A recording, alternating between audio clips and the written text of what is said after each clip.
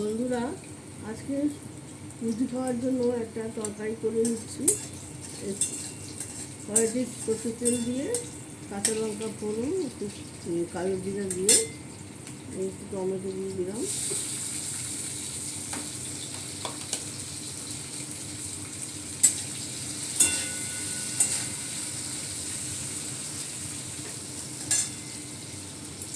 এই আলুগুলো দিয়ে দিচ্ছি। আলু বেগুন দিয়ে করবো, এটা রুটি খাওয়ার ফলে খুব ভালো লাগে।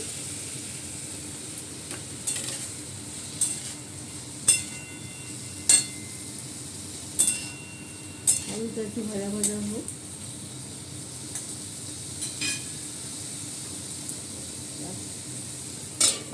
বেগুনগুলো দিয়ে দিলাম। বেগুনগুলো দিয়ে দিলাম।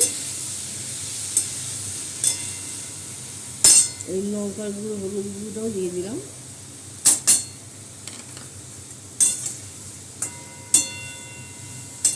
নুন আমি দিয়ে দিয়েছি।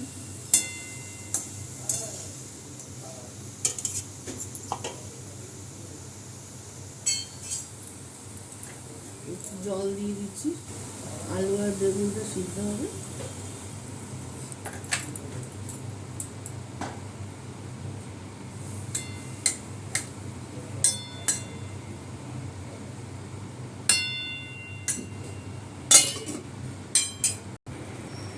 একটু চিনি দিয়ে দিলাম, একটু ধনে পাতা দিয়ে দিলাম।